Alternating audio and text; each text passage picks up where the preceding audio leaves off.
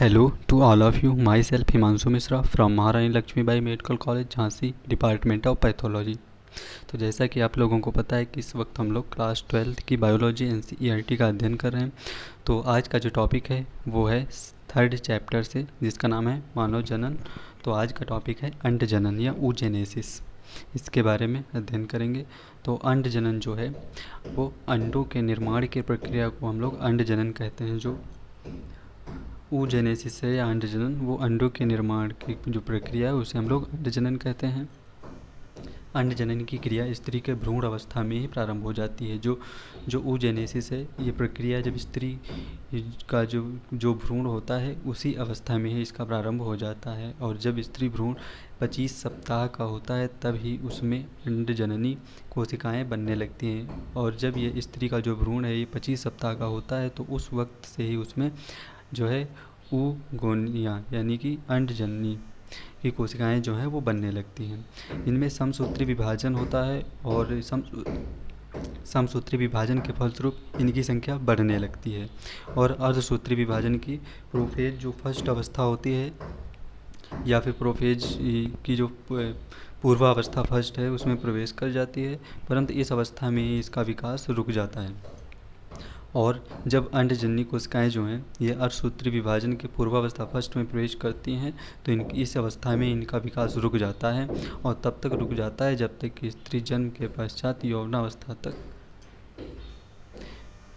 नहीं पहुंच जाती है। तो ये जो है इनका विकास जो है वो तब तक रुका रहता है जब तक कि स्त्री जो है वो यौवनावस्था तक नहीं पहुंच जाती है। फिर यौवनावस्था में पहुंचने के पश्चात अंडजन की क्रिया में निम्न चरण होते हैं।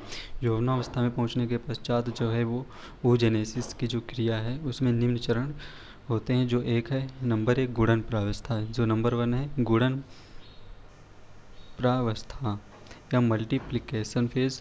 फिर वृद्धि प्रावस्था वो ग्रोथ फेज, और परिपक्वन प्रावस्था या मैचुरेशन फेज। तो नंबर 1 गुणन प्रावस्था। गुणन प्रावस्था, इस प्रावस्था में जो है वो मात्र युग्मक कोशिकाएं या अंड जनन या ऊगोनिया समसूत्री विभाजन करते हैं और अपनी संख्या में वृद्धि करते हैं। जो गुणन प्रावस्था है, इस प्रावस्था जो मात्र युग्मक कोशिकाएं होती हैं या जो अंड जनन कोशिकाएं होती हैं वो ऊगोनिया भी उन्हें बोलते हैं, और ये समसूत्री विभाजन करती हैं और अपनी संख्या में वृद्धि करती हैं। क्योंकि इस अवस्था में ऊगोनिया की संख्या में वृद्धि होती है इसलिए इसे गुणन प्रावस्था कहते हैं। जो ऊगोनिया हैं उनका इस जो गुणन प्रावस्था है इसमें जो है वो संख्या में वृद्धि होती है, यानी गुणन करके संख्याओं में वृद्धि करते हैं, इसलिए इस जो प्रावस्था है इस प्रावस्था को गुणन प्रावस्था कहते हैं। फिर है वृद्धि प्रावस्था। जो वृद्धि या ग्रोथ फेज है उसमें अंड जनन की वृद्धि प्रावस्था शुक्र जनन की तुलना में बहुत लंबी होती है। जो अंड जनन की वृद्धि प्रावस्था है वो शुक्र जनन की तुलना में बहुत लंबी होती है। जो शुक्र जनन है उसकी जो वृद्धि प्रावस्था है उससे लंबी होती है।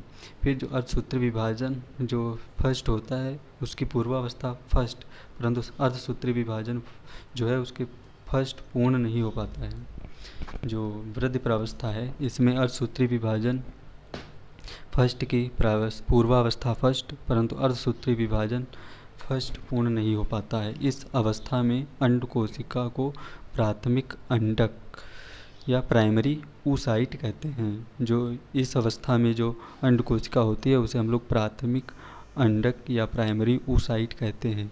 यह द्विगुणित होता है, और यह जो प्राथमिक अंडक या प्राइमरी oocyte होता है यह द्विगुणित होता है। इसमें जो है वो 46 गुणसूत्र पाए जाते हैं। जो प्राथमिक अंडक के चारों ओर द्विगुणित पुटक कोशिकाएं पाई जाती हैं।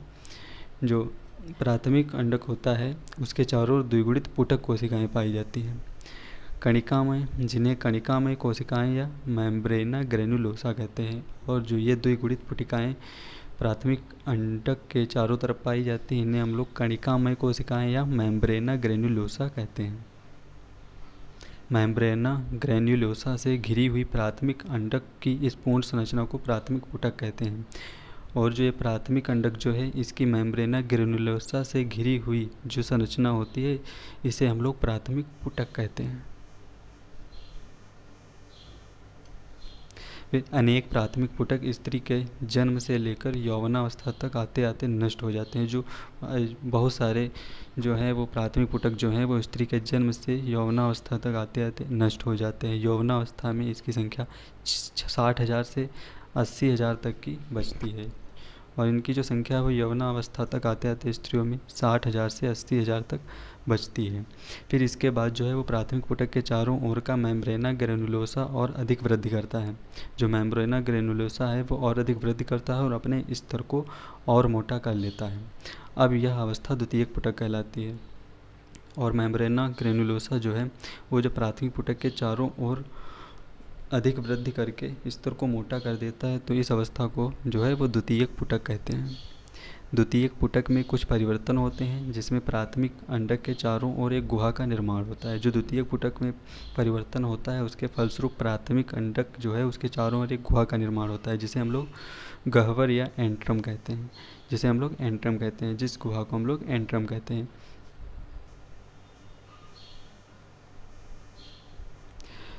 इसके चारों ओर स्थित मेम्ब्रेना ग्रेनुलोसा का प्रावरक स्तर या थीका लेयर जो है वो दो भागों में अवस्थित हो जाती है।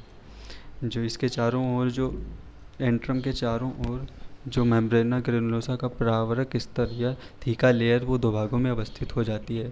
प्रथम जो है वो बाह्य प्रावरक या आउटर थीका, फिर सेकेंड है आंतरिक प्रावरक या इनर थीका। इस पूर्ण संरचना को जो है वो तृतीयक पुटक कहते हैं, और इस पूर्ण संरचना को हम लोग तृतीयक पुटक कहते हैं। फिर है परिपक्वन प्रावस्था, मैचुरेशन फेज।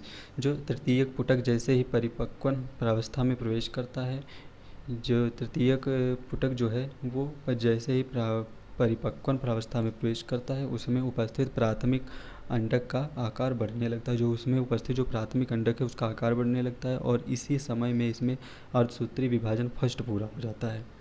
और परिपक्वन प्रावस्था में ही जो है वो उसमें अंडक में अर्धसूत्री विभाजन जो फर्स्ट होता है वो पूरा हो जाता है। यह असमान व न्यूनकारी विभाजन होता है, और जो अर्धसूत्री विभाजन है असमान व न्यूनकारी विभाजन होता है। इसके फलस्वरूप एक बड़े आकार के द्वितीयक अंडक व एक छोटे आकार के प्रथम ध्रुवीय पिंड का निर्माण होता है। और जिसकी अर्धसूत्री विभाजन फर्स्ट के तहत जो है उसके फलस्वरूप एक बड़े आकार के जो है वो द्वितीयक अंडक का व एक छोटे आकार के प्रथम ध्रुवीय पिंड का निर्माण होता है।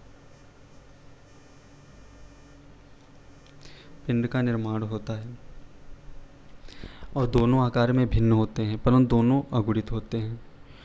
ही अगुणित होते हैं, और इनमें गुणसूत्रों की संख्या जो है वो 23 होती है। परंतु द्वितीयक अंडक जो है अंडक में पोषक पदार्थों की मात्रा अधिक होती है। जो द्वितीयक अंडक होता है उसमें पोषक पदार्थों की मात्रा अधिक होती है, क्योंकि इनमें जो है वो निषेचन के पश्चात भ्रूण का निर्माण करना होता है।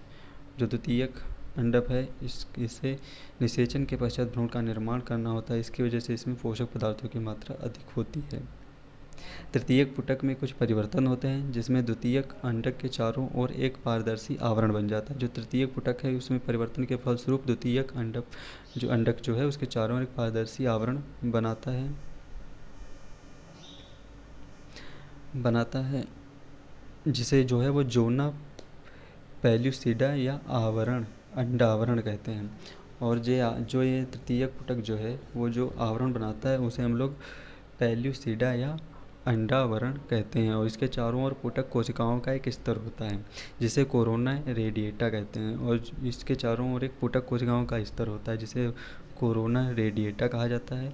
यह द्वितीयक अंडक डिस्कस प्रोलिजिरस या जर्म हिल की सहायता से एंट्रम में लटका रहता है। और यह जो है यह द्वितीयक अंडक जो है वो डिस्कस प्रोलिजिरस या जर्म हिल जो होता है उसकी सहायता से एंट्रम में लटका रहता है।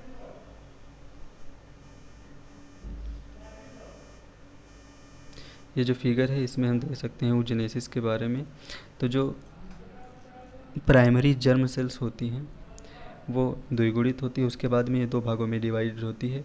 फिर दोनों भागों में डिवाइडेड होने के बाद फिर ये अलग अलग फिर दो भागों में डिवाइड होती है, और ये भी गुणित होती हैं। और उसके बाद में ये जो 4 कोशिकाएं बनती हैं ये फिर से दो कोशिकाओं में विभाजित होती हैं और oogonia का निर्माण करती हैं। फिर उसमें से अधिकांश जो है वो नष्ट हो जाती हैं और उसमें से जो कुछ हैं वो ग्रोथ करती हैं और ये अंकुरित होती हैं, जिन्हें हम लोग प्राथमिक अंडक कहते हैं। और उसके बाद में जो प्राथमिक अंडक है ये वृद्धि करके फिर से द्वितीयक अंडक बनाता है और उसमें प्रथम अर्धसूत्री विभाजन होता है।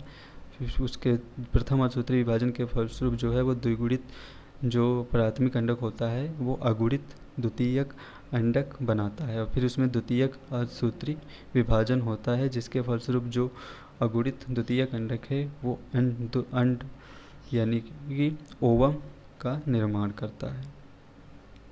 तो जो आज का टॉपिक है वो यहीं तक ही डिस्कस करेंगे। आगे का जो टॉपिक है वो रज चक्र, उसके बारे में हम नेक्स्ट वीडियो में डिस्कस करेंगे।